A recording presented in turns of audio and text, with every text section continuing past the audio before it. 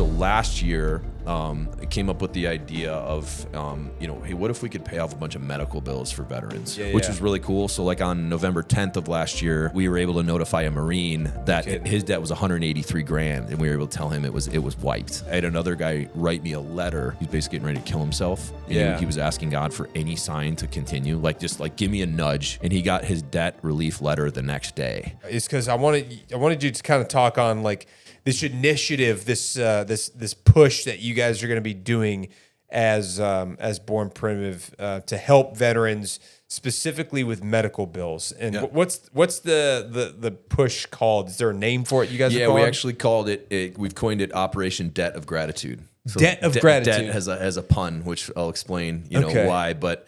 For us at Born Primitive, from the very beginning, even though, as you guys heard, when we're in the garage days, the platform wasn't as big. We always try to do some good to give back. Yeah. The brand has always been patriotic and unapologetic about that, but also acknowledging the service of our men and women, in military and law enforcement and all of our first responders. So we've always tried to give back, and that would come in the form of, a financial, commitment to charities and things like that. I think the fact that I was active duty hopefully validated the ethos of the company as well. Yeah. It wasn't just a punchline for us.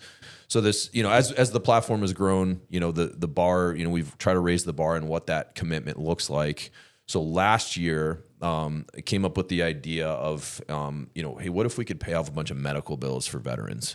There's a company that had reached out to me. It's called Forgive Co. Okay. Eric, he was an offensive lineman at Georgetown, and I was a middle linebacker at Yale. So we had actually played against each other. Oh, and that's ultimately how he got me to respond to an email, because I kept ignoring him because I get a million emails, as I'm sure you do. And he found game tape of Yale versus Georgetown, and I got a one-handed interception that game, and he found that clip and sent it to me. And I was like, all right, dude, I'll do a call with you. What do you got?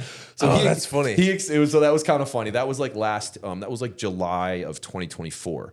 One-handed interception. Yeah, but it got deflected. It honestly wasn't that impressive. The defensive lineman got the credit because it was it was a duck because it had been deflected, so I just had to catch it. But I think I had my hand tied up because I was fighting around a block or something. I don't know, whatever it was. And so he sent that, and he linked up and said, hey, we're this organization, and that we basically help pay off debt. So if you ever wanted to have a charitable impact, we could help you do that. And at first I was kind of all right, kind of cool concept, but in a way it kind of went against a little bit of the ethos of the company of we were very anti victim mentality and this and that. And I was like, why do I just pay off someone's said, well, hold on. What if we thought about bills that were outside of people's control? For example, medical debt. That's not something you deliberately incur, because usually that happens because, if you get sick, of course, you didn't just be oh, I'm going to get sick today. Or if you get in a car accident, it's never intentional. Yeah. And you just have to kind of deal with whatever the bill is that comes, because of course, whatever care you're getting is also not on you. If you need some crazy surgery because you're bleeding out, it's going to happen and the bill's going to come and you're going to have to just respond to that. Yeah. So I said, hey, could you, how specific can you guys get on the data? I said, could you do medical bills as well as veterans only? And he said, give me 24 hours. I think we could, but let me get, his dad is the owner. And so he said, let me get with Craig and I'll get back to you. So he got me, he's hey, good news. Because veterans have a DOD ID number, we can actually filter that, as well as then there's classifications of debt. Medical is one of them. So we could basically apply those two filters, and we could basically find giant lists of people who have outstanding bills that meet your criteria that you could help pay off their bills. Where are they pulling this data from? However they do it, because they get plugged into the people that are the debt collectors. Oh, right? Okay. So basically, they approach the debt collectors and say, hey, we want to get some of the debt off of your books. So Eric explained to me how it worked. And so he said, yeah, that's something we could do. So I was like, well, let's do it this year, because typically we would cut a check to charity every Veterans Day. And we would do other stuff throughout the year, around 9/11 and a few other things to support military and law enforcement and first responder charities. And, but I said, hey, let's make our Veterans Day campaign this year. That'll be the theme. It'll be all about veteran medical bills. And we're going to donate 100% of profits for a 4-day window, and it'll end on Veterans Day. And we'll see, hopefully we can get our, consumers fired up to come shop a cool cause. And then, we'll get, be able to have a cool couple feel good stories for people that are going, into Christmas debt free. Yeah. So that's what we did. So last year we tried to do, the goal was to do $5 million in total debt. We paid off 2.5 like quietly before the campaign because I wanted to get some people in. Like, I wanted there to be some recipients during the campaign that we could speak about of like, hey, this is the real impact, which was really cool. So like on November 10th of last year, we were able to notify a Marine on the Marine Corps' birthday, November 10th, that his debt was $183,000, and we were able to tell him it was wiped. $183,000. He was, I guess, he had been partially paralyzed. He's a single father of 3. He's out now, so he's a veteran. But yeah, former Marine, and that was just one of many really cool stories. I had another guy write me a letter, basically said. He's basically getting ready to kill himself. And he was asking God for any sign to continue, like just like give me a nudge. And he got his debt relief letter the next day. And so he hand wrote me a letter, and I have it hand wrote it, and it's on a shitty piece of like college roll paper, and like a yellow legal pad, and I have it framed on my desk now, because cool, he got himself together, checked himself into rehab, and then he was at rehab. So we found out where he was, and we sent him a bunch of stuff at rehab for Christmas because he was in rehab by himself. So we sent him like $3,000 worth of clothes, like to show up on Christmas for like him to have something to open. That's cool. So little things like that, man. I was able to personally call quite a few of the recipients. That really humanized it for me because initially this was just like an idea of like, oh, that would be cool. But when you actually get down to the micro level and you interact with these people, like I remember there was another girl I called, her debt wasn't that much. It was like $12,000, but she was a single mother of 2 and had gotten a really bad car accident. So she had to relearn all of her basic skills.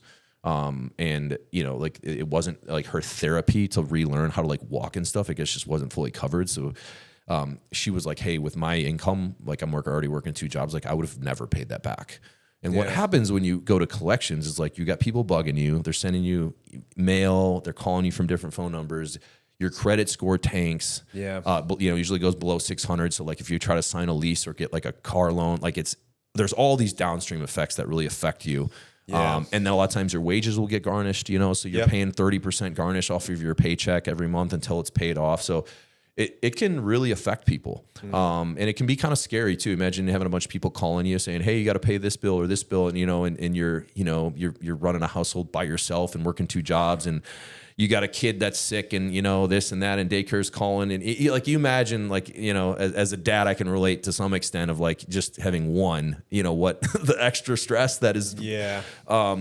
So we did the 4-day sprint. Honestly, the response was incredible. I got to go on Fox and Friends, and that blew it up, and we had a bunch of people promoting it and posting about it just because it was a cool thing. This was last year? Yeah. That's cool, man. So we ended up, the goal was to hit 5 million, and again, I was firing from the hip, just like, screw it, let's just throw out a number. And so when we came back to work after Veterans Day, my brother's our CFO. It was such a strong response from the public that we both looked at it and said, hey, we got to increase that pledge now that the campaign had concluded. So we ended up doing 11 million in total. $11 million. So it was about just under 6,000 veterans. We paid off their bills before Christmas. That's wild. Every one of them got a certified letter in the mail saying, that this is official, you're good to go. And we, again, I was able to call a lot of them, which is really neat. That's very moving for me. So that was, big success, a feel good moment for us. And again, like, reaffirming like the promise that, okay, I have been very fortunate with the platform we have built. A lot of it was luck. A lot of it was just being dumb enough to not know any better and being, tenacious and, hard charging. And like, it eventually kind of became something. And now it's like, okay, I have a responsibility now because this is a 1 in a million outcome. And now, it's on us to make sure we're at least doing some good. Yeah. Kind of on a side note, I've noticed a lot of the brands that are in my space that, allegedly speak to our type of people, our audience that are pro-America and pro-veteran, pro-first responder. Yeah. They're printing money and they're not actually doing anything of good for those communities. You know what I mean? And that's always rubbed me the wrong way. And I'm not gonna say names because I'm not here to do that.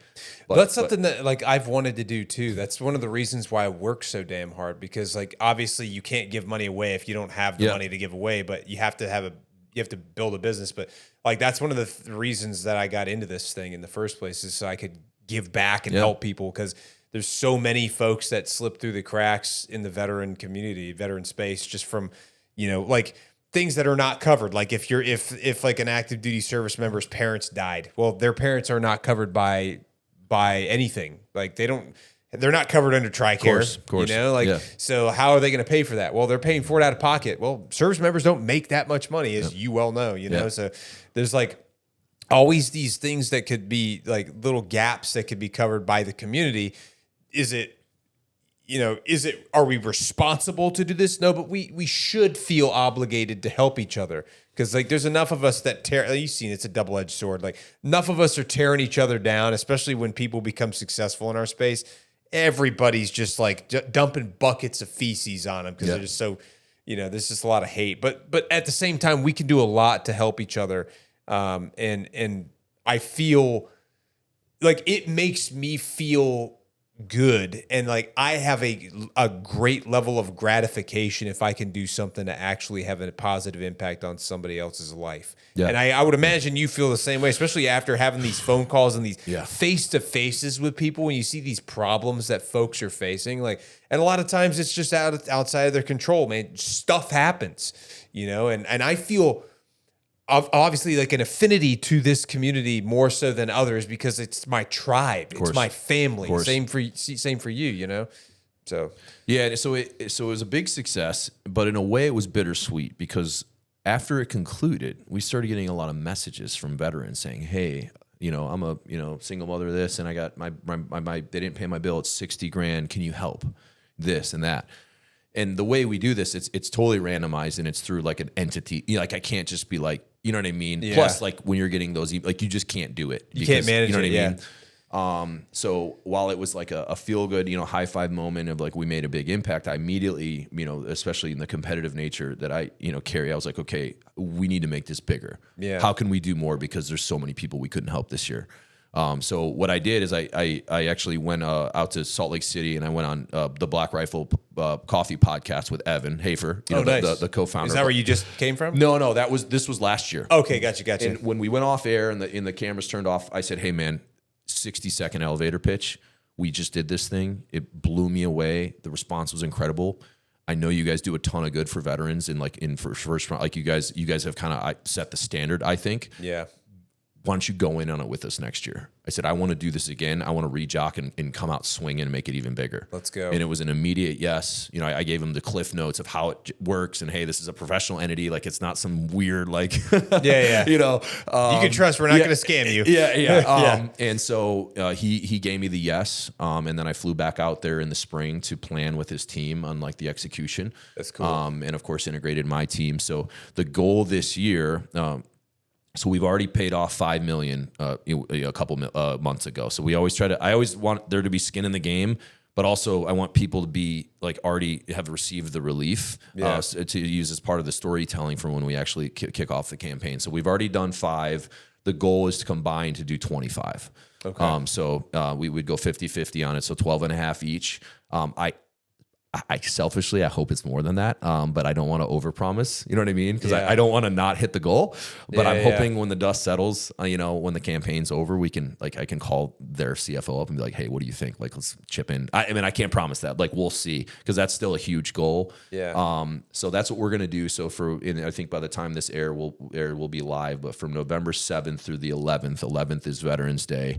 We're gonna pledge 100% of profits to get to that goal. That'll be from bornprimitive.com. And then since Black Rifle's matching it, anything on blackriflecoffee.com will be a part of that as well. Okay. So like if you need a guilt-free reason to shop and support a really cool cause, obviously we got holiday coming up. So maybe a good gift idea if you want a story attached to, maybe a gift you give someone. Are you guys going to have customized merch that's just for this campaign? No, we won't. It's just, hey, just go to the site, pick out something you want. We have something for everyone. You called out, we have the activewear stuff, but I'm wearing our Woodsman stretchy flannel right now. We got jeans. We got everything. We got training shoes. We have hunting outdoor stuff. We have tactical.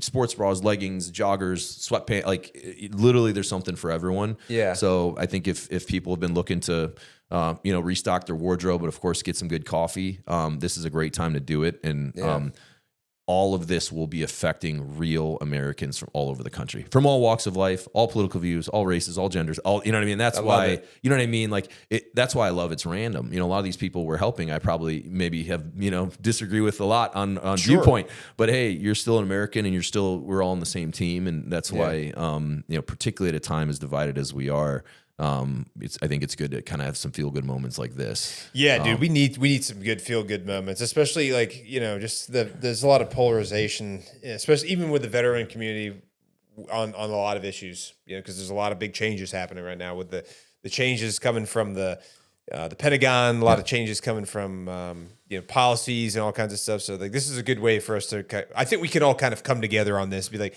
yes, paying off medical debt from veterans is a good thing. Nobody disagrees with that. We can all agree on that. Yeah. So like that's definitely cool. And it was really well received. You know, we didn't get any negativity last year. Like, thank God. It was like everyone was super fired up. And that's like I got to stress to like the customers, like they're the ones that make this possible, because when the response is that massive, that makes me be able to like call a guy like an Evan and say, hey man, go in on this. Like had it flopped, I'd probably be like, okay, that was kind of a wild idea I had, but it was okay. But like, all right, next Veterans Day, what are we going to do? You know, we'll shift fire and do something different. Yeah. But it's because the customers. So like, that's why every person in this matters, because like they're essentially the ones making it possible. I'm providing the platform, but the customer.